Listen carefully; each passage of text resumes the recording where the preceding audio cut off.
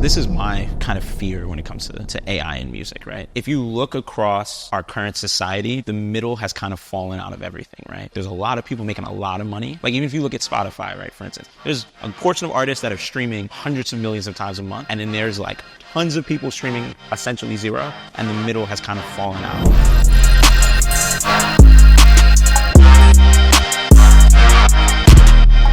Welcome to this amazing roundtable. I've been wanting to do this for a long time.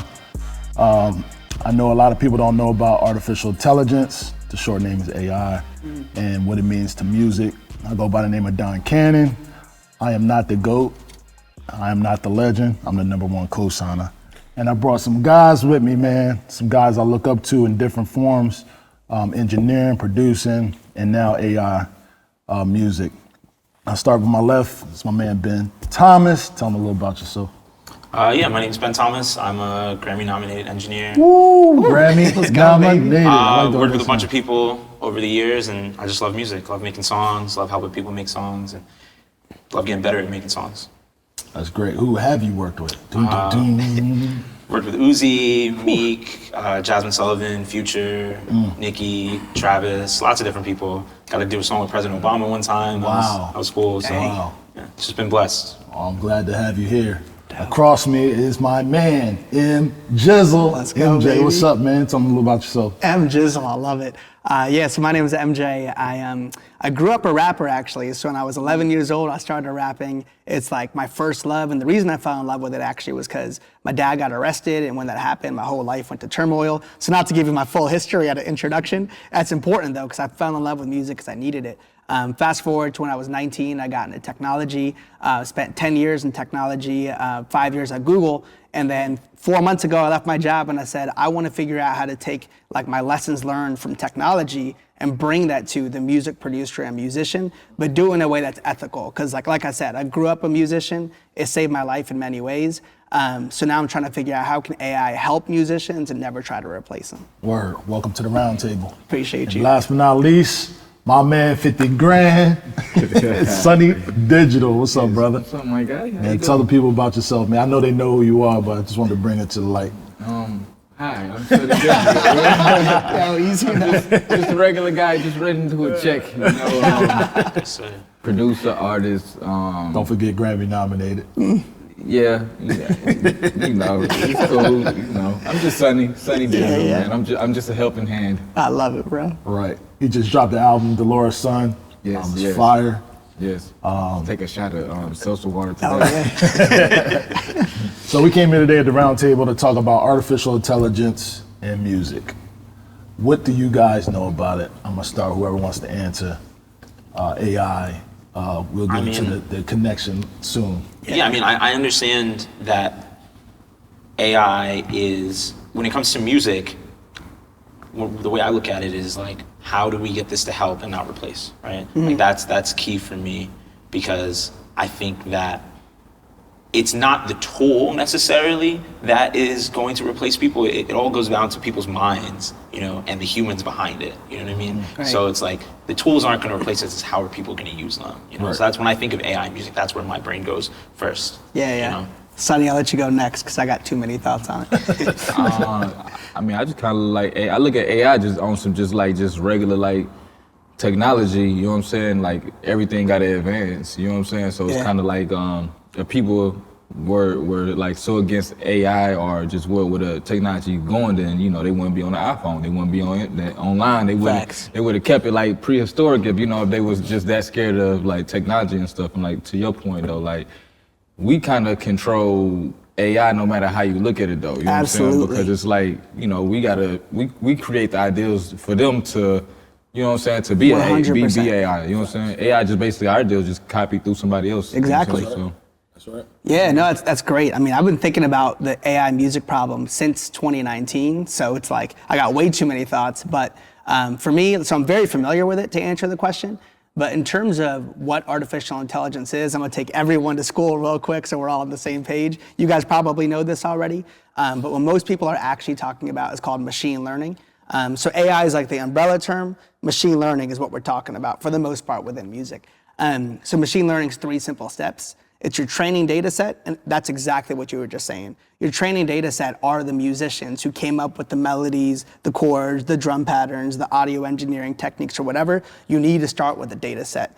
Then you train a model on that human intellectual property, and then that model is only as good as that training data, but the model can do some powerful things, because you can almost imagine for my company, we were able to model off of a ton of dope melodies, so we got a melody generator now. So now if I want like a chill style melody, I can go to step 3, which is predictions about creating a brand new melody from scratch. But yeah, I love what you said in terms of like, it totally is nothing without the original person. Do you guys use any AI stuff for music right now?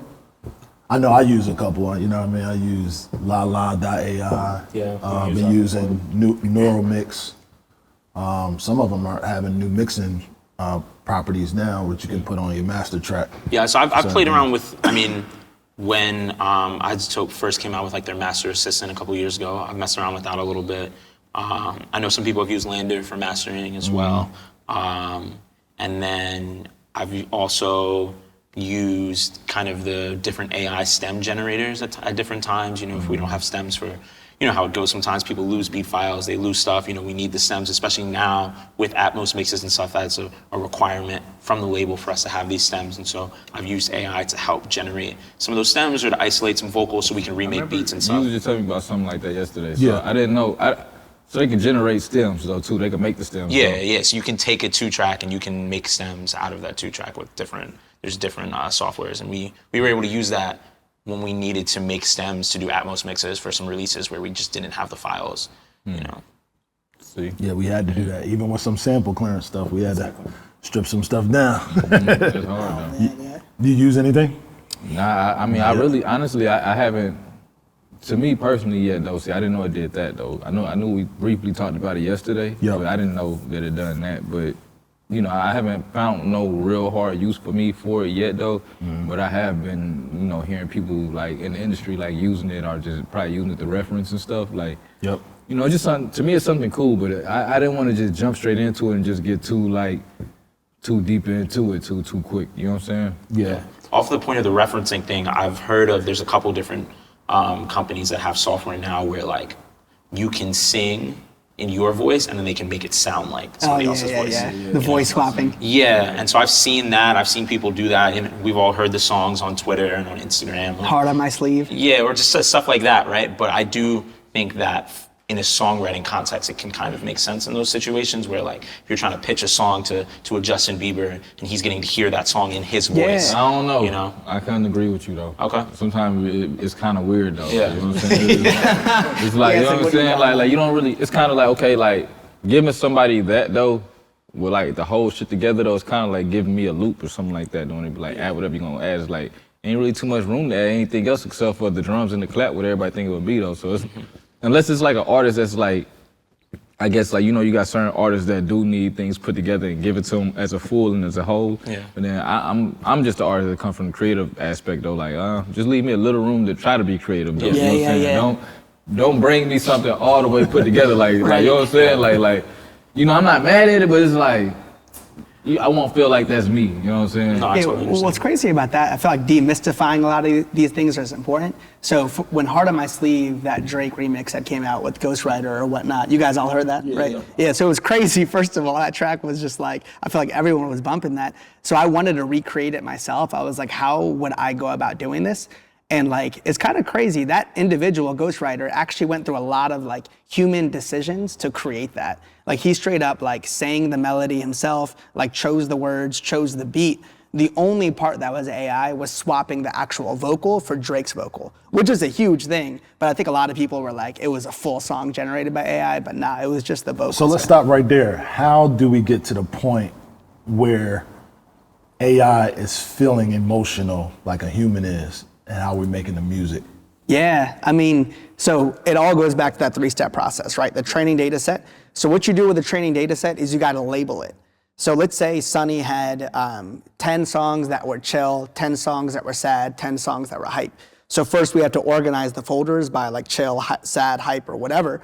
And then when you train the model, it'll be able to pick up on the characteristics of, because you told me this is sad, these are the types of melodies I want to create when you ask me for something sad. Right. So it all begins with step one of like how good you label your data. But at the end of the day, like, it's kind of a funny thing to say, but people say artificial intelligence is so smart. It's actually like nothing without the humans that create it. Because like, let's even imagine if you took a Sonny Digital songs and you made a bunch of like chill ones, but you labeled it as energetic. That model is gonna, when you ask it for something something energetic, it's gonna output a bunch of chill stuff because it's the human that did step one. So it's only as smart as the human, it's only as smart as the artists that are willing to work with it. But yeah, it doesn't truly understand emotion. It just truly understands how you labeled the data. Yeah, how about voice generation? So maybe 4 or 5 months ago, I had my guy do a reference and he sent it back to me. I told him do a reference for Chris Brown and Jack Harlow. Yeah. He sent it back with Chris Brown's reference on it. And I couldn't tell the difference. Yeah, well, so I'm just like, how does the emotion get into the record where it's doing its runs and everything? Like, so I'm curious how that one worked. Did he sing the vocal, then do the voice swapping part? Yeah, okay, he that's did a where whole the emotions reference. come from. But he had the runs. I'm like, it was different. Because you got to think about it, how that model was trained. Because someone needed to train a Chris Brown model, like an AI voice model. So they probably took Chris Brown's, and I think this is a pretty unethical thing to do. I don't know if we're going to get into that combo, but we should. Imagine you took, you used the AI stem splitter to get all of Chris Brown's acapellas. Then you trained a models on all of Chris Brown's voice. So now all that person has to do is like sing like happy birthday to you, like something like that. Yeah. And I push one button and now it's Chris Brown singing in that same exact melody. But for me, I get to kind of pick the emotion when I sing that. And then it'll allow the Chris Brown voice swapping to choose like that emotional track whenever it starts to. That's decent. That's decent. So I was recently seeing it. I was a little hype about this one was DOC. When he grew up, did a classic album. He got in a car accident, lost his voice. To this day now, there's a way for him to make an album using AI based on the voice that he lost. So I'm like, that's something deep. Yeah. I don't necessarily feel that we should make a Biggie album or a Tupac album moving forward, but to people that have done this, there's people that have went deaf in one ear and lost their voice or don't know how to get back to the voice that the people love. Yeah. Can they get there? I have a lot of artists complain about, I don't sound like I used to. Yeah. You know what I'm saying? No, I appreciate that point because that's like the optimistic point of view with AI because the same thing as any technology, right? Like when the internet came about, it's like, there was a lot of bad things going on and a lot of people are fixating on the bad things, but it also connected us with families overseas and did such amazing things where it's like, if you find the land of opportunity within AI and have an optimistic point of view, I think long-term that's who the winners are gonna be. But for me, it's all about consent at the end of the day of the AI process. So like in that situation, it sounded like they were cool with like, I wanna get my voice back, so let's use AI to do it. But when it's like Juice WRLD, for example, who's, RIP,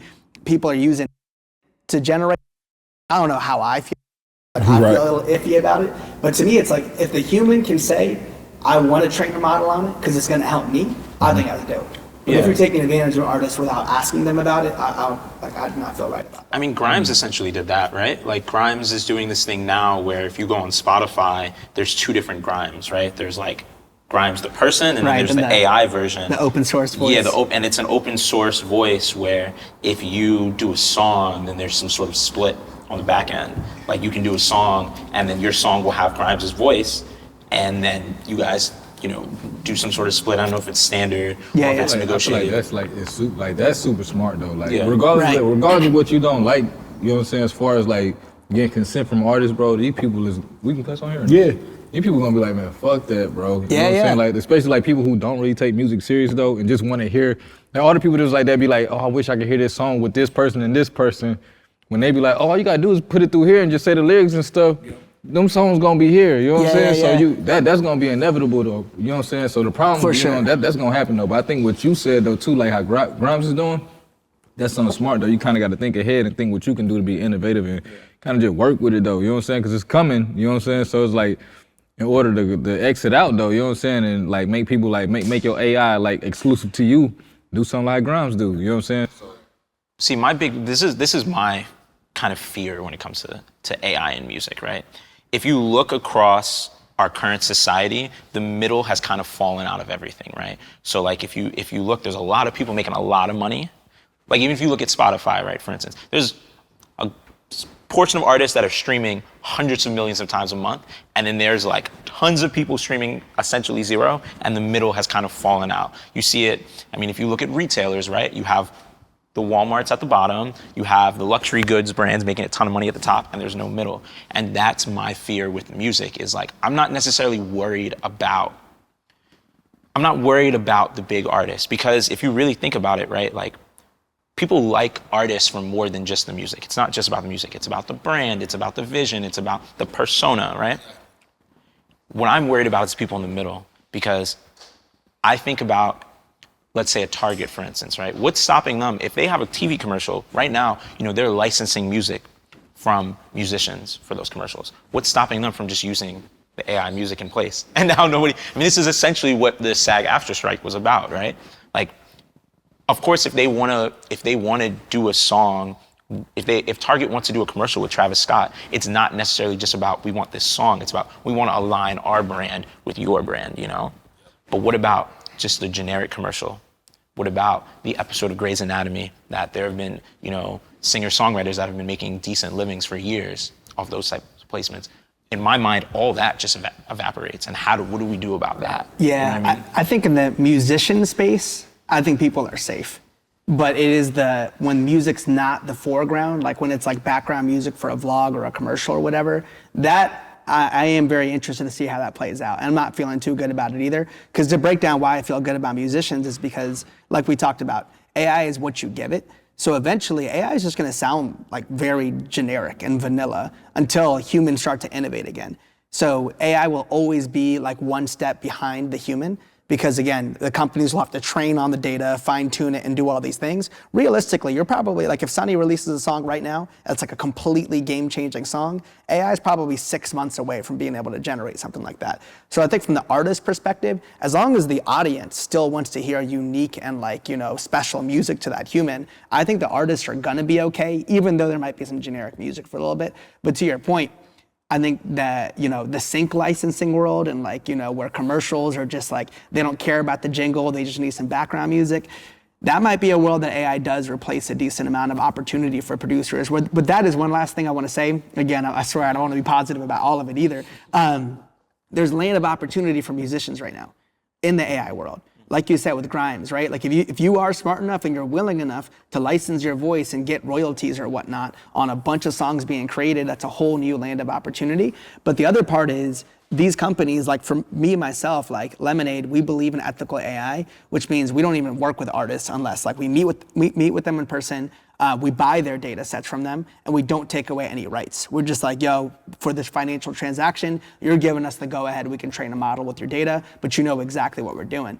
But I'm paying producers thousands of dollars per month right now, and they can continue to post their songs wherever they want on BeatStars or list goes on, right? So I think there's a new cool passive income opportunity for artists. So yeah, that's my take on it. Yeah, we're gonna get into more education of it, but I want to stop here and just be in a space where we're being truthful, right? Okay, I'm gonna go here first. You get calls about verses and beats to be on rappers' projects. As an artist, you go through emotions where it's like, I don't know if I feel like doing this week. What's stopping you from using an AI tool to say, yo, just generate a beat real quick and just send it to them saying, I got other stuff to do? Or, hey, I'm gonna write my rap down, put it in there, generate it with my voice on it and send it to them. That's your open verse, pay me my 50 to 100 grand. What's stopping you from doing that? Two things. First is pride. It's the pride in actually creating the stuff. But this is the even bigger one. I don't have the program. So, If you had the program. if I had a program, I'd be like, yo, spit that shit out. I always been complaining, I'm like, there's only one of me. I feel like if I had like fucking 10 Sonny Digitals or whatever though. Right. And when you hot though, so say when you hot, you gotta hit the whole industry. This is where AI come in at right here. The whole industry looking for the same shit that this person got that you done gave that person and stuff. That's right. You know what I'm saying? And like, at that point too, that's my pride right there. I'm like, man, I don't really want to make nothing that I done gave somebody else. You know what I'm saying? Right. I shoot that shit right in the AI and let him let that make 100 of them and give it to everybody in the industry and let them take a jab at it and let them think they about to get the same hit. You know what I'm saying? Yeah. And are you saying you don't think with their version of AI, Sonny Digital, they couldn't make? It's not even that. It's just that people always chase a hit that's already made, though. You know what I'm saying? So it's old news now. If I make a hit and this is like my counterpart or something, not my counterpart, but like just somebody who's in the industry with me or whatever. They hear the hit that I make as a fresh new sound. They be like, they come to the studio, they tell these people they gonna be like, I want a song that sound like this over here. You know what I'm saying? But the person who made that sound, which would be ideally a person like me, I'd be like, yo, I don't really want to keep on like making you're on sound, the next though. one already. I'm on to the next shit though, but these people, they don't be on the next shit though, so I can leave it up to the AI. Let's generate them. We be like, what you want? What kind of beat? You say you want a little soulful, all right. Feed that wrist right in the AI. You know? Right. Give them they beat. So if I had the program, hell yeah, I'd be using it. Especially if I ain't got a group producers, Or for engineering, you have a workload. So you have to do Uzi's whole album, which is 26 songs. You have to do Friday, which is 15 songs. And then Madonna calls, she got a song with Nicki Minaj and Katy Perry. And you really want to do that, but you have to finish this in the timeline. Would you use AI to mix that record? Or would you vice versa it? Would you have some of the Friday and Uzi songs worked in AI and you would focus on that one? I think for me, the main thing would be, what is the bottleneck in my process? And can AI help with the bottleneck in my process? So, even earlier today, I was showing you the stuff that I was doing with SoundFlow, with Pro Tools, even though that's just coding. That's not necessarily AI, but it's stopping I know what the bottlenecks in my process are. I would want to use AI to help with that. So what are the bottlenecks in my process? The bottlenecks in my process are the beginning and the end. So getting the song ready to mix and then doing all the deliverables when the mix is over. So if there's AI that can help with those two things, because the mix itself isn't going to take that long, especially if you guys know, when you're in the flow state, you're locked in, you're working, right? But those bottlenecks are where the help is needed. Okay, cool. Is there AI that I can load all these stems into Pro Tools and then also load the reference and it can tell me if they're the same thing or if a stem is missing, and then can it load it into my template and everything? Cool. And then I'm done, press one button, all the stems, all the passes, something that would be, I can do that already, but something that would be really dope would be like, can this go back and listen and make me a clean version? Because that's a bottleneck in my process. I still have to do that by hand. I've gotten it down where I can print the stems, I can print the passes. So what if it was an AI that was literally catered to you then? Like that's what I'm saying. That's what I'm getting to. That's what I'm getting to. Like, would you just be like, if you taught the AI how to do everything you said? If I was the model, you know what? If it was modeled on me, I would, right? Because ultimately, if it was modeled on me, I'm not going to sit here and be naive that I'd be the only one, right? Like if we look at any innovation over time, there was another patent for the telephone that came in, I think it was a couple days later. Like, that we constantly hear of, because if everybody's running towards a goal, somebody might just get there first. So who am I to say that if there's a model on me, there's not a model on this other person and that other person? So who's to say that they might be the one to do it first? At least if I know I can do it ethically, I might as well go first. You know what I mean? If I'm still, similar to what you were saying about being ethical about it, right? If I can do it ethically, I might as well go first, right? But the bigger focus for me would be those bottlenecks. Like I said, if somebody could make a clean edit for me, that would save hours every day. You know what I mean? Right. So yeah, that's my thoughts. So we know the issues, and we could talk about it more in like the music industry. We've always had problems with management. We've always had problems with lawyers. We always had problems with publicists. And even, all the business sides, we always interchange, we always change, try to find the right fit. For musicians and us, what in our life do we need to help advance our career? Besides those things I just named, what tools in production could we possibly use? So there's different ones. They have melody, you have drums, you have mastering, you have mixing, you have the voice generated. What do you see that could really really help you with your career as far as a musician outside the business, inside your tools? What can you add to yourself that can make it better? That's a difficult question, but I'm not gonna lie. When it comes to tools to help me do things creatively as far as music and stuff, I'm pretty open. I'm like, if it make any type of sound or anything, or if it make anything, I'm kind of open to it though. So like it's, like even the AI right now that we talking about, like I'm not against it and stuff, even like stripping out stems. Let's say if I hear something from a beat that I like, I don't mind stripping it out, going, you know what I'm saying? I like that snare, let me strip it out, it's mine now, you know what I'm saying? Right. Like I really, I'm a person that's like, I'm so open with like technology, and like when things go forward, I try to stay either with it or either ahead of it though, trying to know what's going on. You know, I still use like anything that I already got though, but I just look at everything, like all my stuff that I use, all my keyboards to my computers, everything is all hooked up, and I like to use everything together though. So you know, I'm just a person that kind of like use all the tools I got. Do you believe in writer's block or beat block? That's a real thing. You know, it's definitely a real thing. But you know, I'm kind of glad. That's why I like that I rap and I make beats, because once I get tired of doing one thing, I just swiftly just go over to the next thing. When I get tired of that, it's kind of like a ping pong game. And you know, sometimes I do them both at the same time, but like, it's like once I get tired of one, I just really just easily just go over to the other one though, you know. Yeah, I was asking that because there's times where I feel like people can be in use, well, artists and creatives can be in use for when they have writer's block. So it would be great to see it's like, man, I can't come up with nothing, and type a word in and press generate, and it gives you some ideas. I mean, I'm just, you know, I'm throwing it out there for you.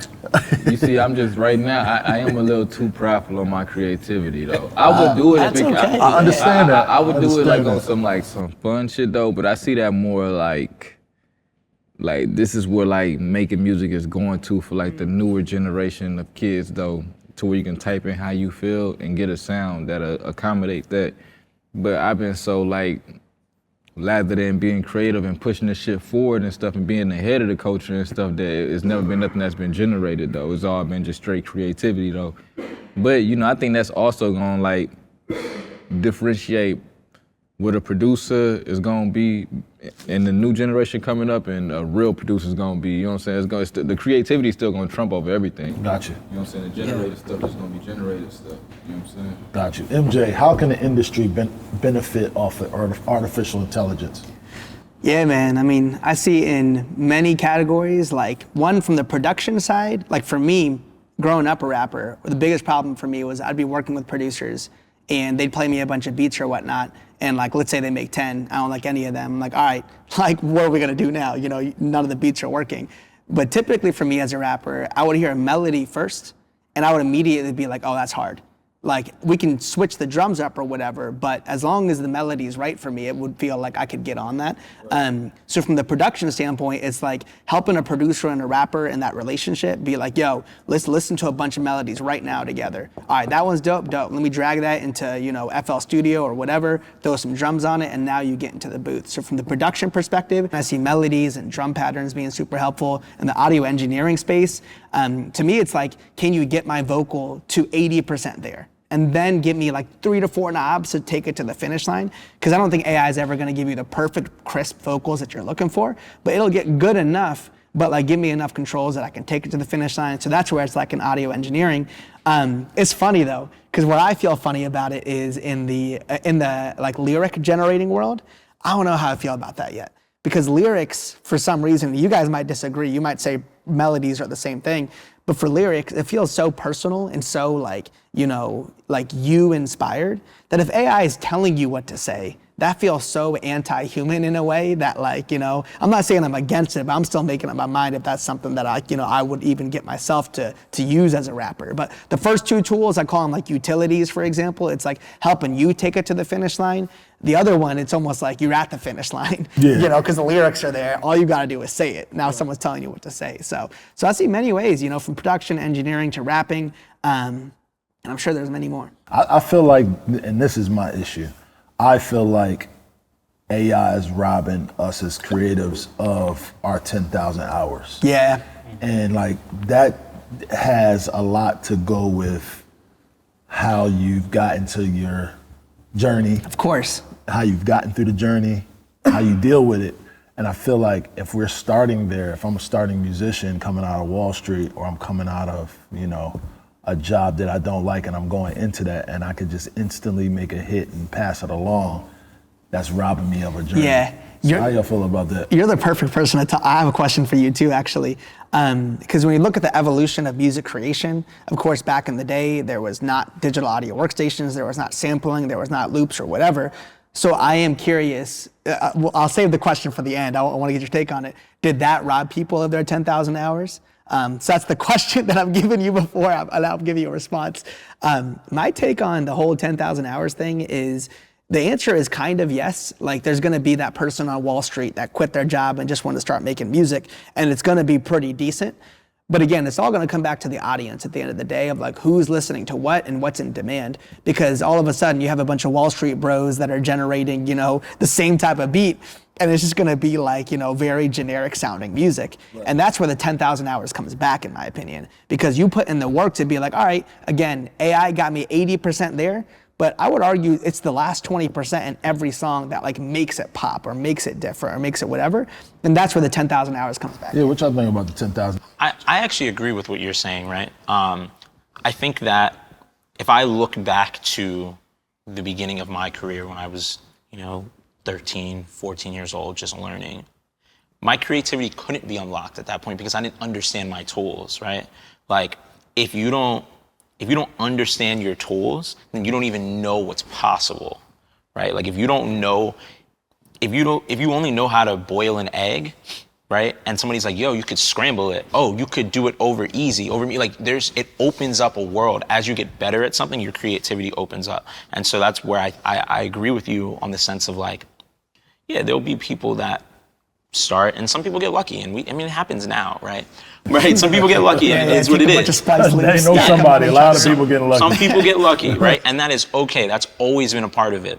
But I do believe that the skill and the understanding your tools and understanding your craft will excel people forward and give them that longevity. So I think that especially as somebody who came into the technical side of music creation, something that was traditionally very like set in its ways. As somebody that came in younger, look, I'm only 27. I didn't grow up cutting tape, right? Like I grew up using Pro Tools, right? Like that's where I learned. I don't look at the hours that I spent doing that as any less significant than if I had spent those hours cutting tape, you know what I mean? Somebody says, what instruments you play? I play the computer. I've put in the thousands of hours in the same way the first chair violin at the orchestra has put in those same hours. I just happen to put them in the computer. So I'm thinking like, if somebody puts the hours into, let's say they start off using an AI melody generator, right? And then they start to learn the language that it's coded on, and then they can learn how to manipulate that software. To me, that's the same thing as learning how to play the violin, right? Because you're manipulating your tool. Yeah, what you think? I kind of forgot the question. 10,000 hours. What does that, do you think it's robbing us of 10,000 hours?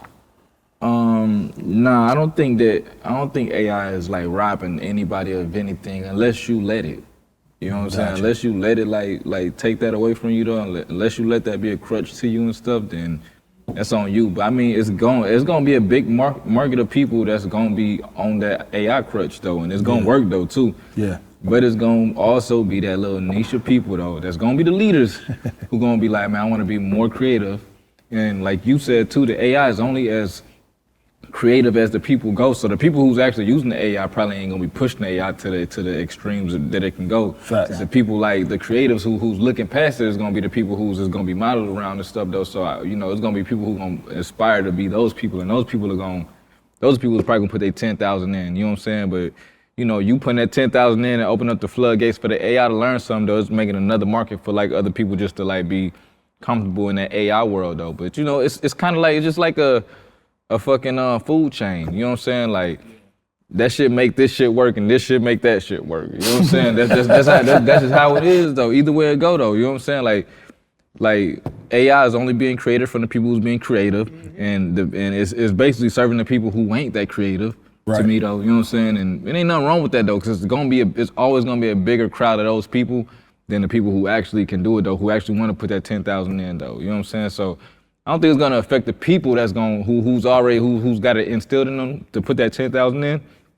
I don't think that's gonna affect them though, but it's gonna affect the people who who think about it though on some like, dang, do I really want to put this 10,000 in? Do I really want to do this? I got the option to just do it like this though. And those people, they already here though, but it's gonna be easier for them to make that decision to not put in that 10,000 because they don't want to, you know what I'm saying? The people who want to do it is gonna do it though, you know what I'm saying? I agree with you. There's always been people that want to do the work, and there's always been people that want to take the shortcuts. You know what I'm Like saying? that's what it is. Yeah, I put in 50,000 hours. When people say 10, I'm old school, right?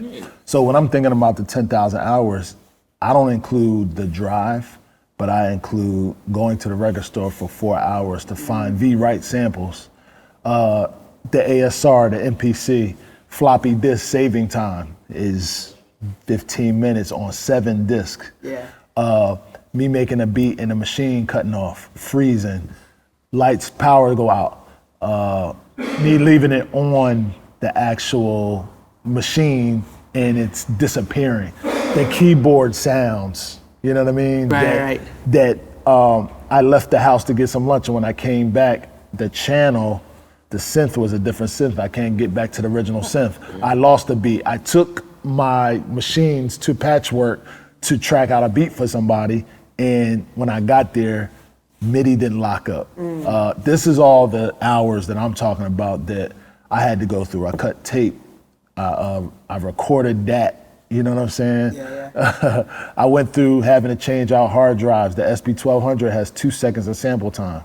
You know what I'm saying? Having to speed up a record and get the whole sample out. It's stuff like that that I feel like we miss. And the younger guys coming up under me, I often tell them to go work on a machine. Here's the MPC. Right.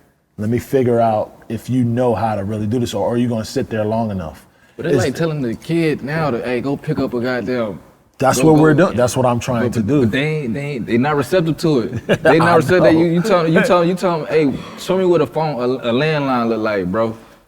Right. Bro, they don't know, bro. Yeah, Like right. Bro, Landline's different. Bro, We're never gonna have a landline. It was a challenge online. This when I was like, this when I was like, okay, now the technology done really like, you could see like how that shit like curved it though. They was like, yo, how do you put up a phone? And like the people who are like our age doing like this, the new kids is doing like this, bro. Yeah, for sure. Like on some like Yeah. For sure. Well, Kenan, I wanted to go back to that question that I asked a little bit ago. It's along the lines of the 10,000 hours. So I feel like AI is a scary new technology, but there's been so many advancements in music production in the last 20 years that just because it wasn't the big bad new technology, it's not talked about as much. So I'm curious from your take, like when you use like a melody loop, like from a royalty-free pack or whatnot, do you feel like that takes away from the 10,000 hours? No, because the process, for me personally, the processing of it, I'm old school again. I use tape machines, tape emulators, pitch down, pitch up, gating. I use a lot of things that become an hour process sometimes. Yeah. It may take me longer than, some of the guys I run into to make a beat because I'm doing all that. Sometimes I may take it out. I was just showing them Teenage Engineer made a TP7. It's like a portable record player.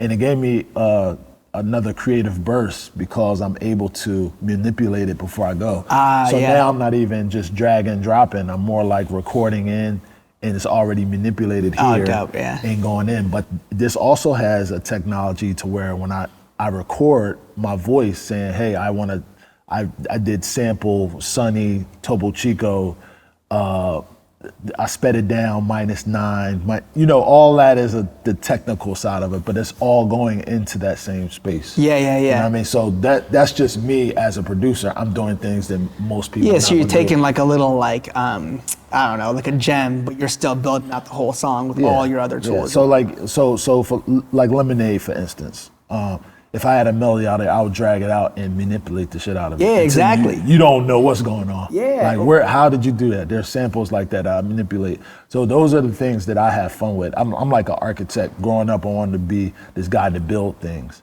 and I would rearrange it. And that's what I do with music. It's not just drop a drum or whatever. It's like, hey, I want to manipulate it. Unless an artist has the idea, it says don't change the loop. And it's like, okay. Yeah. Now I can manipulate myself with drums and stuff. figure it out. Well, that's the thing for me. Like you said, as the architect, that's where I see AI in music having its sweet spot, where like it's able to create melodies or chord ideas or whatever, but it's just a little like gem that you need to take to the finish line. Like you can't make a full song out of a 10-second loop. You know what I mean? Like an AI generated loop, you're not gonna go far with that. You can't upload that to Spotify or whatever. But when you drag it into your DAW, do all the other steps, work with the artist or whatnot, it's still an AI assisted song. And to me, that's still dope. It's like you use like a royalty-free pack or whatnot. But like, I don't know if any of y'all have ever heard, because I haven't, a fully AI generated song that I was like, I would listen to that song. Like there hasn't been one yet. I mean, I haven't looked, but I'm pretty sure It's probably something that's jamming. We like, damn, you did AI? Yeah, well, the thing is, because like I said, hard on my sleeve, I would listen to because I did. Right. But again, that was an architect, right? That was someone who made the beat, made the words, sung the actual lyrics, but then only used the voice swapping piece. So it's tools like that where it's like, it's a piece of the I see what you're saying. Like if it was just full AI with the words and everything, though, that'd get creepy though. Yeah, I don't mess with that at all. That's like your computer talking to you now. That's like it's getting deeper than Well, feelings. It's taking your feelings and put it into words. Like I'm like, yo, hold on. The sad truth is, I will never work on that as an AI company, but like there are other AI companies that are doing that stuff right now. But the good news is, I'll say, like I've listened to a ton of it. It's garbage. It's gonna get better. It's always gonna get better, though. I'm not saying that I'm not scared of it though. It's some technology I don't like right now. That might be a part of AI that I don't fuck with though. But I mean, it's gonna happen though. Right. It's cool. You gotta take the good with the bad. I feel like it. You know That's true. And that's what I think it always goes back to with artists. It's all about your brand, right? Right. Like the brand is not AI. You know what I mean? Like It's true. But do you lose your brand using AI? No, I think your brand is your brand. That's right? interesting. So coming up, this was my thing. When you made your beat, you were your brand. Now you're collaborating. It's like, oh, you didn't make that beat. You made it with somebody else. You start to lose which so-called branding. Now you don't, but people do claim like he didn't even make that beat. Yeah, there was that middle ground. You remember when That was that time, but the young boy did that beat for him. Now everybody's looking for the young boy. You know what I'm saying? It's like I was busy. You know, thankfully I never had to go through that, but those are the times. I'm gonna switch it a little bit and get into the economics, right? So we saw Bitcoin, we saw NFTs, we saw Shiba, all these, coins. I looked at it as a shift. They pushed everybody over here to invest in things and then bought up land. And you had just in the metaverse, buying art galleries in the metaverse and putting on goggles and stuff. And now you've seen it plateaued out and people aren't making mega dollars. Nobody's running to my door like, yo, I made $10,000 off Shiba in 3 minutes. You're not flipping monkeys anymore. We're not flipping monkeys, NFTs, all that. It's kind of plateaued out, right? Economically, where do we see the rise in AI and when do we see the fall, or do we see a fall? Yeah. I mean, my take is, in the crypto world, I'm not trying to like bash on it in any way, shape, or form, but you got to think about it. When you bought an NFT, what was the value you got out of it that day, right? Like, sure, there's a dollar number, but it's the same thing as a lottery ticket. But there's no actual like outcome I got. I could download an image, right? But my life's not changing at all. With AI, even just don't even think about music. Think about what ChatGPT did. The amount of questions and things that I was curious about, that I was able to interact with AI and actually get value out of it. That's like, teaching me a new way to make eggs or whatnot in seconds. Like that, it's the value piece that was the huge difference between like, this was an expensive thing, you can download it and do nothing with it. This was a free tool that's actually changing the way I interact with the world. So then when I think about music in itself, again, it's not giving you like a static loop, like a one-of-one melody loop. Yeah. It's infinite, for example, let's stick to melodies, infinite melodies in your pocket. So to me, that's like ever giving value. So in terms of the economics of it, again, I think the producers and the rappers and the artists that will be hip with it, 50 years from now, we're gonna look back, even if they're not a dope artist, and be like, yo, they were one of the like top 50 artists that, condoned AI. And because of that, they are somebody now. You know what I mean? Like there's gonna be a bag for those artists, I think, and there's gonna be like history books of like, Canon was one of the first producers to pioneer in the AI space just because you use the tools. Because last thing I'll say on it is, like Sonny said, you gotta take the good and the bad. I think right now, most people see it as a bad thing. Right. So if you can find the good tools and the good companies and work with them and work it in your workflow, I think there's opportunity. Sonny and Ben, does this threaten jobs in the industry? Yeah, I do. I think that, I mentioned it earlier, but it's about, my worry is about the middle. I'm not worried about the bottom. There will always be people who want to make music. It will never not be people that want to make music, right? And there'll always be the top end of everything, the top end of artists, the top end of engineers and producers, people who are the household names. The middle is my concern, because we've seen the middle fall out in almost every other industry. Even in the music industry, right? We've seen the middle fall out, right? Like we see a lot of people, even from a mix perspective, right? We see a bunch of people who can get like $200 and $300 a song, and there's a couple household names that can get $5,000 to $10,000 a song. There's not a lot of people in the middle, right? Or even from a production perspective, there are the big name producers who are getting the big name checks, and then there's a lot of people at the bottom. So my concern is AI in the middle, with sync licensing, with commercials, with movies, with TV shows, when a lot of that music is independent of the artist, right? So it's like, you're not tuning into an episode of Grey's Anatomy for the music. It doesn't matter what singer-songwriter is singing the sad emotional song. So if the studio can just subscribe to an AI platform to get all that music, right? Now there's less money in the system. I mean, this is essentially what the SAG-AFTRA strike was about, right? Like the strike was about this because the top end movie stars, they're not concerned, right? Because they have brands. The strike was about if Disney hires 500 extras, scans their body and now uses them in every movie and doesn't pay them, right? So my concern is the people in the middle, because for a long time, those were solid professions in music. What happens when they all get replaced? You know what I mean? Time to pack it up, Jack. Shit. I ain't gonna lie, it's time to pack it up, bro. If that's the case, man, we might as well just go ahead, redo all these factories and get people in here putting all this shit together, bro. Like, pack it up, bro. Like, honestly, bro, like you said, it's two spectrums, though. You got the top of the top, you got the bottom of the bottom, but honestly, that middle always been there, though, because you can't have neither one of these sides without having the middle somewhere, though. You know what I'm saying? The middle, you can't go from the bottom and just skip straight to the top, though. You got to go from the bottom and work your way and be in the middle for a little bit, then go to the top, though. So that middle's always there, though. But I do kind of like AI in the middle, though. You know what I'm saying? Because it differentiates like the people who's really doing it and the people who ain't doing it, though. You know what I'm saying? Like it kind of lets you know, like if you're worried about AI taking your job or your position, that means you ain't doing that shit to the best that you can do it, though. Right. You know what I'm saying? Like, and if AI is able to take your job, that means your job is a disposable job, though. A person could have took your job if they were doing it better. Yeah, that's right. You know what I'm saying? So so I'm gonna throw a curveball, my bad. For a producer, even that the brand and your brand, as high as it is, I've watched over years producers not being able to charge what they once were getting, 50, 100 a track, 150 a track, based on how many producers were coming out and people were getting that same beat. So it's like, I want a Timbaland beat, and they made something, it wasn't a Timbaland beat, but it was something. We was essentially AI. Essentially AI. We was essentially AI. Right, it was like they charging this much. Well, look, man, we can make this too at a different, but that's business, though.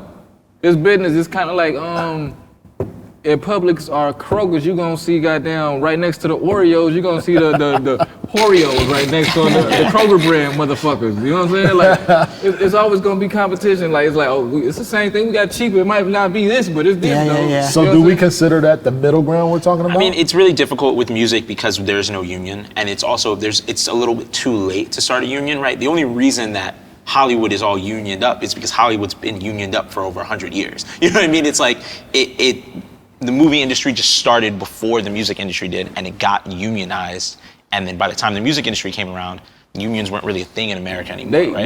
they got the music union, they got the unions and stuff, but they just not like as powerful like as like. Well, because because there's the ability to skip the line. That's what it comes down to. In Hollywood, there is no ability to skip the line. If you are not in the union, you are not going to work. Like point blank, period. Facts. The minute people start trying to skip the line, meaning like, if you know that if you are a plumber in the plumbers union, that you're going to apprentice for 5 years, and then you're going to move up to this spot, and you're going to move to this spot, and you know you're going to make this amount of money there and there and there. People are trying to skip the steps, and that's what destroys any union, right? Yeah, for sure. You know, so I think that's, I think that's why rates keep getting dragged down. You know what I mean? Because people want to skip. The minute one person, you know, it's like, cool, you have 5 years of experience, you're supposed to get $20,000 for a beat. The minute one person says, you know what, I will do that beat for $15,000, it breaks the whole system. You know what I'm saying? It's gonna happen. I can't, like I said. No, and it is. Like we did So it. the undercut. We did it. We did it like that. We undercut and then we took it over. We was like, hey man, instead of charging, hey, you want this Timberland beat or you want this Don Cannon beat? Look, man, I know Cannon gonna charge you 100 racks. Come right here to Sonny, I got you. 20. You understand what I'm saying? And then once I start doing that to enough of your beats, they're gonna be like, man, we're not spending this with Cannon no more. We're gonna spend it with Sonny. Right. Boom, Sonny get high. Guess what I'm gonna do? Reverse the price. I'm going back to Cannon price now because I'm hot. 100. Right. You know what I'm saying? Right. But then you want to know what's gonna happen to me?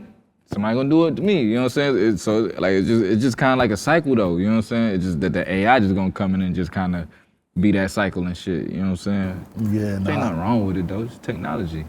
I feel it, but I was just sitting there. I was just feeling like, man, the undercutting is getting out of hand, man. Who getting undercut? I mean, AI's the undercutter. Okay. Let's just think about. Okay, cool. Let's just think about business. Let's just think from the other end though. Now let's think about it from the other end. It's probably cheaper to get AI. It's probably cheaper to not have to like even pay AI or whatever. You know what I'm saying? It's less people you got to deal with. You know what I'm saying? It's less people. It's less.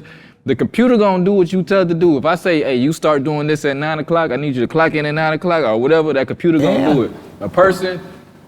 Come on, man. I'm not. And look, I guess I feel like what I'm saying though with AI, because I feel like the world did become lazy, especially like after COVID and shit though. Bro, everybody gonna have to get back to like really doing their jobs and shit, doing it good. You know what I'm saying? Yeah. Like even like. That's the part I love about it, actually. Even service like McDonald's and shit though. You see, okay, I know you seen that. Have you seen that one McDonald's? I forgot what state it's in, but it's completely. Damn, the AI just computer ran like that. You can order your shit. I did see it. There's nobody in there. You know what I'm saying? And guess what? People are getting scared now though. But I'm like, shit, I would rather that experience though instead of dealing with these people that got attitudes on McDonald's and stuff to serve me food. I'd rather just go to the robot who don't give a fuck. Yeah, right. yeah. You know what I'm saying? Yeah. Like. But the good part about that is you're still gonna want a handmade burger at some point, right? Exactly. Not from McDonald's. You know, McDonald's a handmade fake burger from McDonald's. Come on, bro. I feel you though. I feel what you're saying. You might not want a handmade burger from McDonald's, but if I'm like, yo, Sonny, we're going to the $300 a person restaurant, then you're gonna be like, no, there better be a chef back there cooking. That's what I'm saying. That's what I'm saying. Okay, cool. But for $4, I want a regular hamburger. See, when we get to those spots though, that's what I'm saying though too. That's also what I'm saying too. Those people are irreplaceable. Of course, So I know when I say I want a handmade burger, I know it's about to be somebody back there making it though. You know what I'm saying? And then it might make somebody be like, okay, I'm really gonna take my craft serious because I know if this AI learn what I'm doing, it's over for my job. Now the only little pushback I have on that is all tech companies, right? The fundamental things that every single company, but specifically tech companies in America are built off of is free research that was funded and developed by the United States government, right? The internet, the cables that were all laid, the fiber optic cables under the ocean, like all that stuff, right? So I do think that if we are moving in that direction, then there needs to be a really concerned effort of, are these companies paying their taxes correctly? Is some of that money getting reinvested because the original platform was given to you for free, right? Google didn't develop the internet. The United States government, the taxpayers of this country developed the internet, and now they're profiting and not paying taxes, right? So that's where I'm like, okay, cool. If we're moving into this direction where, okay, we're gonna displace all these people, we're gonna displace these jobs and stuff, those companies need to make sure that they are doing their part in supporting the society that supported them. Yeah, You know what yeah. I mean? Totally. I mean, I think in the AI boom, I was talking to Jordan about this earlier. So Google invented what's called the transformer. So y'all know what GPT stands for? I actually don't. Okay, generative pre-trained transformer, right? So the transformer, which started with Google in 2017, that was the basis for a lot of these AI companies. So as you know, Google, obviously a for-profit company, developed this AI model, open sourced it for the whole world to use for free. And now a lot of companies are piggybacking off of transformers and a bunch of other machine learning models like that. So I know it doesn't clearly answer the question of like, was it free? Like, did the government develop this for free? No, not necessarily. Like companies like Google, OpenAI, et cetera, are like the founding fathers or the founding originators of AI. And the one thing I know about it though is obviously those are very profitable companies. But the second part is training AI models is extremely expensive. Yeah. Like I'm talking like to get one successful model, it can be like $500,000. And if you want to do that for the entire world, then A, it's going to generate a lot of revenue, which is a good thing, but there is a bad to that as well, which is like, A, like what's that mean for the environment? But B, like what's that mean for We got a couple more questions, but that I want to jump in towards the end. But I want to start here. I'm a huge basketball fan. And I like to compare music sometimes. I don't know why, maybe because I came up playing basketball. Well, Shaq was shooting, dunking on people and rapping at the same time. I don't know where it came from. But as you see in Wemby, 7'5", shooting fadeaway three-pointers, there's going to be a change in basketball sooner or later. I don't know if they move the three-point line back, if they figure out what's a 2, what's a 3, bring back the double line. Something's going to change in there. Will we see a historical presence in changing the laws and copyrights based on AI? It's because there's never been change in a way that this could possibly change our copyrights in the way we look at things, Yeah. Some people copyright 95 years on certain songs or certain things. Where does that change? Does it change? Yeah. And who owns AI generated compositions? Yeah, that's a great one. I think the first thing is I'm excited for when the law catches up with AI. And the reason for that is, again, like I can only speak for my own company. We try to do things ethically, working with artists, making sure the data, they own their own copyright before we train on it. But there's a lot of companies out there that are just like, I'm gonna go scrape the entire internet, train on a bunch of like rappers and producers' data that they have no idea I'm doing, and they're gonna output copyrighted music, right? So one, I'm excited for law to catch up because the hard part about the AI side of this conversation is, remember I talked about training data set, training a model, and then like using that model for predictions. To reverse engineer this flow is like nearly impossible right now. So it's like, if I outputted a Sonny Digital melody and I was in court, how is the court gonna reverse engineer my process to say, oh, you trained on Sonny's catalog, that's how this happened, right? So one, I mean, it's just a matter of time until technology and law catches up, but let's predict 5 years from now it catches up. I'm hyped for that moment because all these companies that were taking advantage of artists' IP without giving them any money are gonna have to shut down. And the only players that are left are gonna be the ones that worked with artists to do it ethically. But at the same time, I think the Lemonade's really interested in doing some research on like how can we make sure the artist stays in the loop the entire time, and that's a problem called attribution. So within AI, let's say you generate a melody, how am I gonna know who was the IP that generated that melody, right? But we want to get to a point where it says that's 20% Don Cannon, 15% Sonny, and like 80% MJ, for example. Pretend that added up to 100%. But then if you can pull that off, you'll be able to allow like copyright payouts and like royalties to continue to go to the artist. But again, that's another technological advancement that needs to be done. On the march to the White House or to Congress, Yeah. 200,000 people there for this law to change. Who shows up more, musicians or the coders? Oh, for sure, musicians. You sure?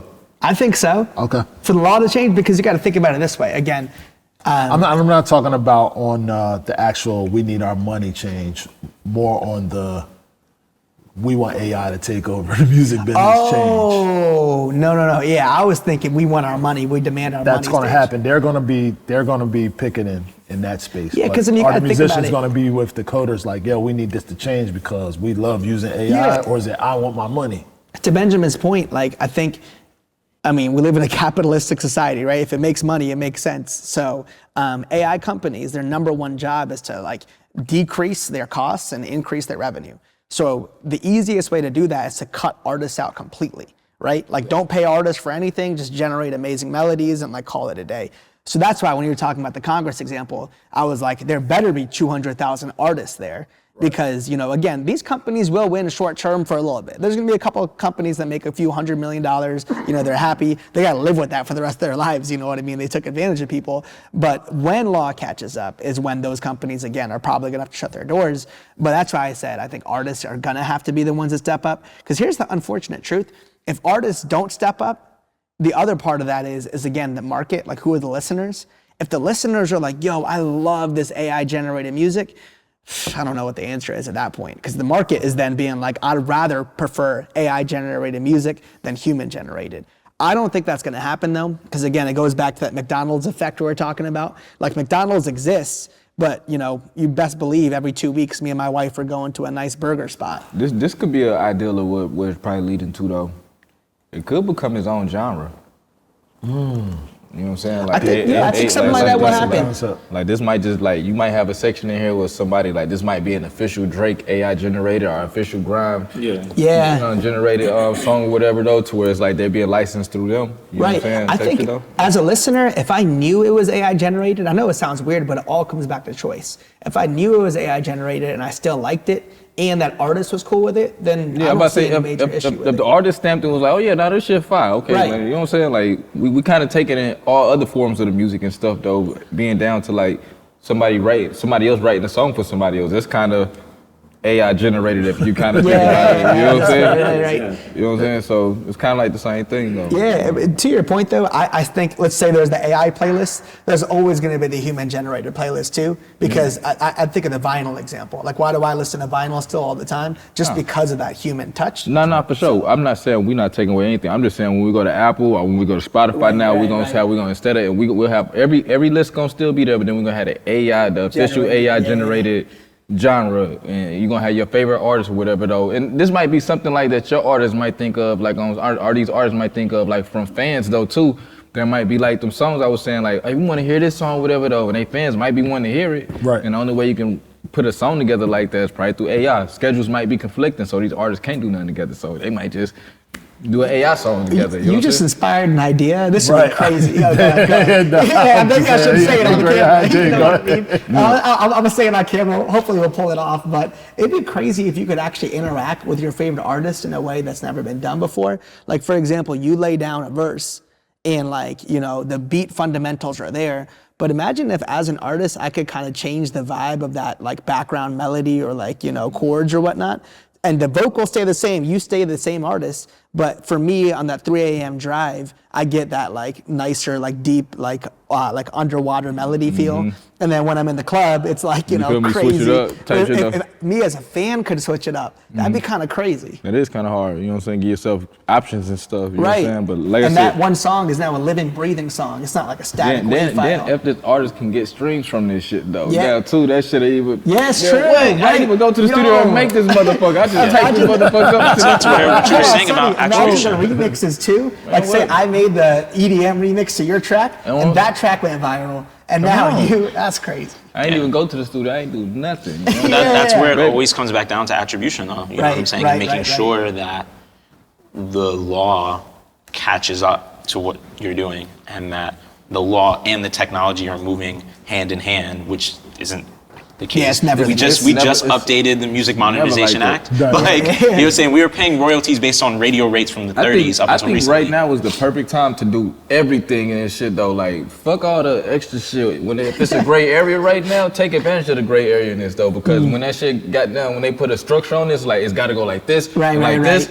That's what innovations. That's what happened to Bitcoin when the taxes and regulations came. It was like everything on it. Like no, it's true. That's what real innovation can happen. We need to write right now. I feel like because even through all the mistakes that we're gonna make, though, there's gonna be something great that come from one of these mistakes, though. You know what I'm saying? And show people how to really use AI the right way it's supposed to be used, or even just new technology. Period, though. So I feel like right now, while it's a gray area, which to me it's more so just the learning area or the beta phase, but we just living in the beta phase and stuff. Yeah. There's gonna be mistakes, you know what I'm saying? But it's working to what it's gonna be, you know what I'm saying? Yeah. And I mean that's how everything is. You know, we don't talk about how many car accidents there were before somebody decided to invent a seatbelt. You know what I'm saying? But it's something that for us is so like, of course there should have always been a seatbelt, or like, what about all the car accidents before somebody decided to invent a traffic light? And we're like, oh, of course there's a traffic light. No, somebody had to think of like, we need a traffic light, we need a seatbelt, we need an airbag. Everything, chair. And unfortunately, like, sit down. It's not ideal.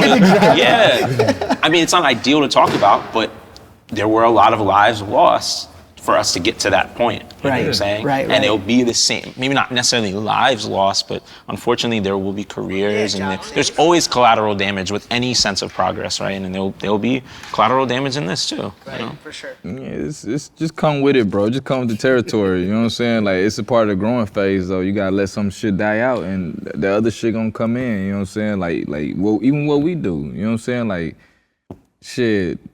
I'm pretty sure niggas is like, bro. Niggas is. As an engineer, I don't know how you be feeling, but I know you see that shit on the phone. Now, what's that shit called? It's fire though. The shit people record on the phone with. It's on BandLab or? BandLab, bro. Oh, yeah. Fire, bro. Fire. You know what I'm saying? Now we don't even need it, so it'd be like, dang, it's kind of like, but it'd be like, it's just like, I don't know, I just try to like progress with it though, but I also just know that this shit just changing, and you know, like, I just kind of like, in order for people to kind of like stay ahead and stay where we at and stay ahead of where we at though, and be the leaders that I feel like that we kind of are and stuff. We just kind of gotta grow with the technology, you know what I'm saying? Yeah, like, and I think not everyone's gonna think that way, but the people that can, again, I think you're gonna win long term. Yeah. Like just looking back, like just because you're open to the change, like who has ever won because they were resistant to change? You know what I mean? Like it's never like, oh dang, you didn't do that thing and it worked, good for you, right? Yeah, I always forget the question. It's like I remember that. So there's something called Unison, right? I would consider them the leading tools in AI as far as production and stuff. They have Drum Monkey, they have something called Wizard, Bass Dragon, and there's tons of them. Besides recently seeing Lupe Fiasco collab with a brand to do AI, I don't see too many artists or producers or people to step to them to actually endorse a product like these AI tools. Do you think it hurts the brand or helps the brand?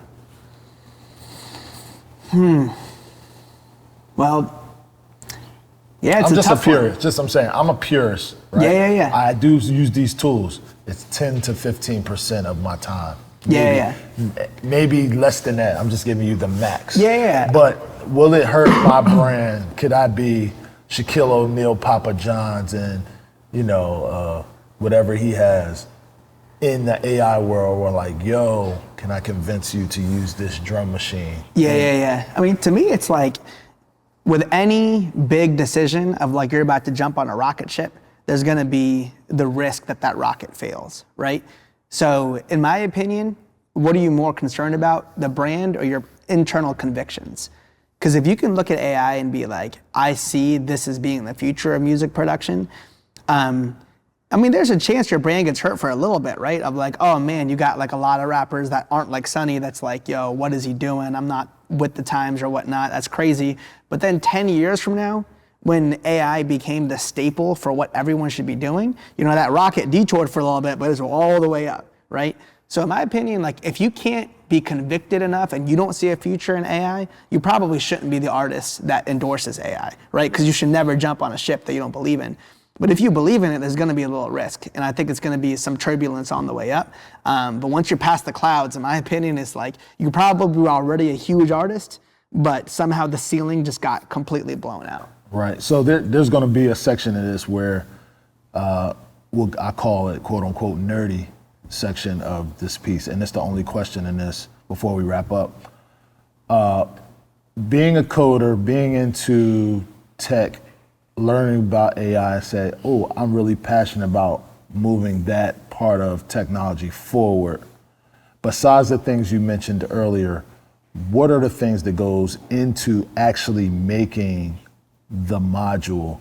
You said it could cost anywhere from $0 to $500,000, right? Yeah. What if me and Sonny was like, shit, we got $250 to build? Do we have to go to our trusty overseas brainiacs, is there something we can do in-house right here tomorrow?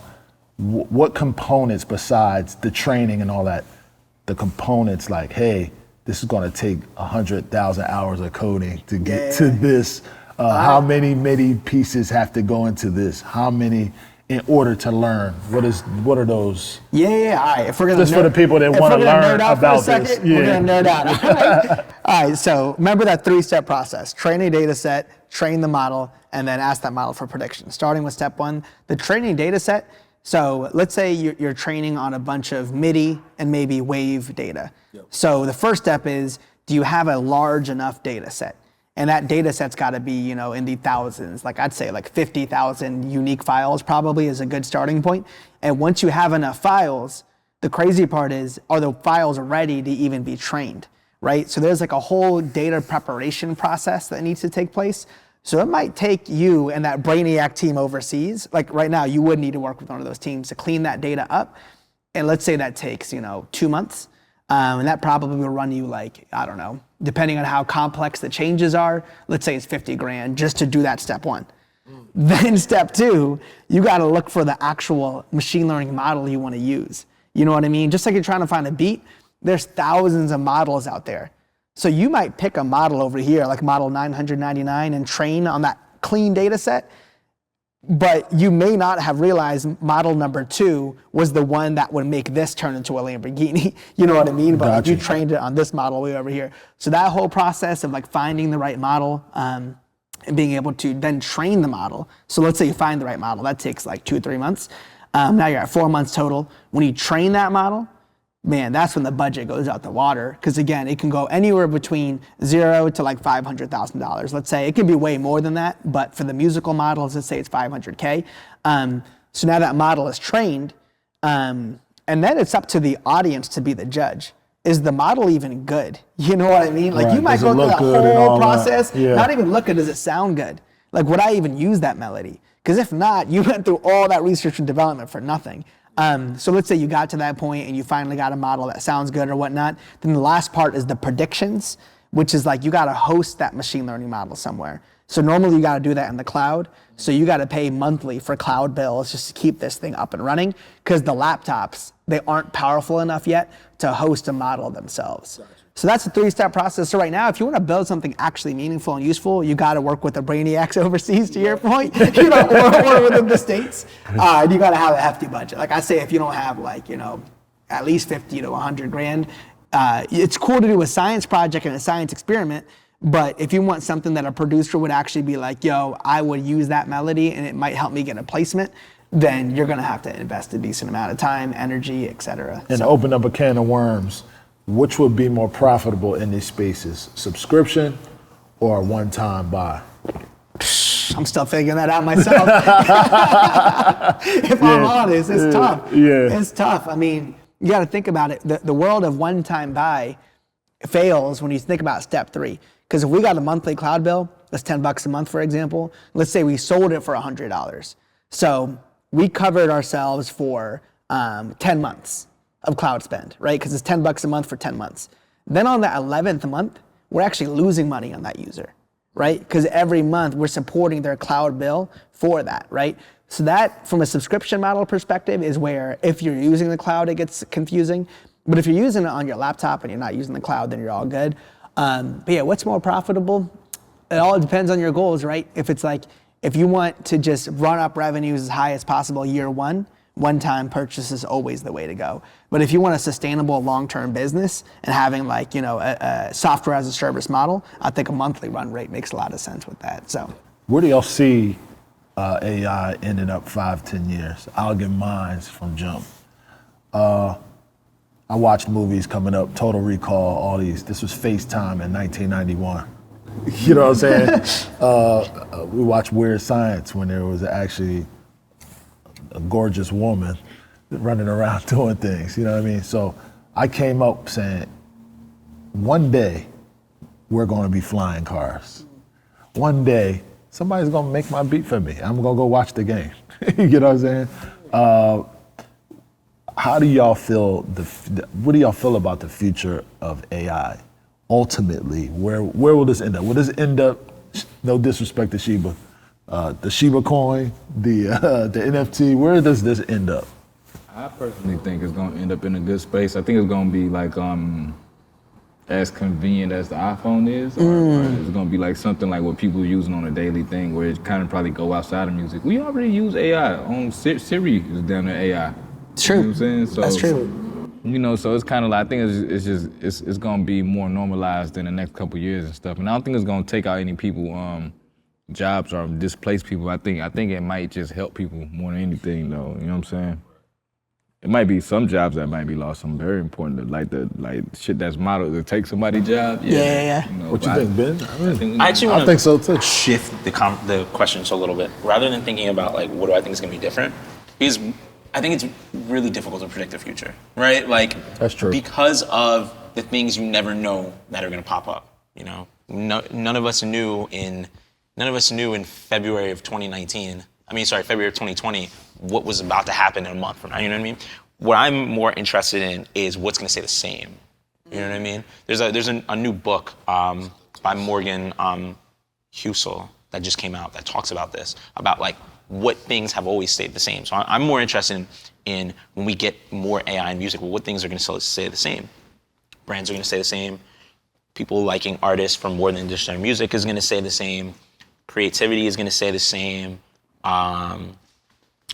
People always wanting to make music, like those things are going to stay the same. So it's like how we know what's going to stay the same. So now it's like, okay, cool. How is it going to be a little bit different? But those things, to me, those things are never going to change, right? There's another quote that I like a lot. Can't remember exactly what movie it's from, but the quote was somebody said, "How do you go bankrupt?" Right? And the person said, "Very slowly and then all at once." And that's the way I look at this, right? How does the AI grow?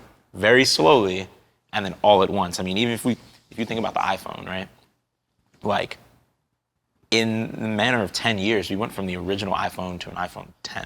Like look at how drastically different those two products are. The rate that technology moves is so quickly. It's like I can't even think about what's gonna be in the future because, 5 years ago, I couldn't even think about the things that I have now.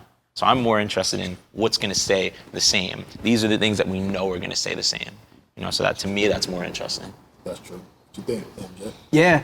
So I think if you're at the top, like the top 10% of artists, you're going to be in a really good place if you embrace AI. Because one, remember, AI is nothing without you, and AI is going to want the top 10% of artists. So those who are willing to work with AI companies, I think they're going to double their bag all of a sudden because they're making all this money off their music already. Now they're selling, not the rights to their catalog, but the ability to train on their catalog. It's going to be like double the finances, which is dope. So I think from a monetary perspective, that's going to be pretty cool and a great opportunity for all musicians, period. But the other thing is I see a new artist being born, which is the tastemaker. You know what I mean? Like I feel like Rick Rubin always talks about how he's never touched a keyboard or anything before, and like I don't think he's the exact person I would think of here. But there's a lot of tastemakers that I have as friends that they've never produced a song before ever. But when they hear a certain style or whatever, they're like, oh, I like that melody. Let me pair that with that drum. Let me pair it with this and that. So it's gonna actually increase the total addressable market for what music production is. Like music production right now is a $3.5 billion industry. I think it's gonna be 10 billion in like the next 5 years because AI created more space for people to create. So the tastemakers are gonna be able to get in. Word. That's all my questions for today, man. I just wanted to learn a little bit about it and just dive deep into how AI is affecting the music industry. It's something that's never been talked about. Well, it's not talked about enough. Yeah. And I think that I brought the brainiacs to the table so we can go through that and try to figure out if people are understanding where we're going in the future with this.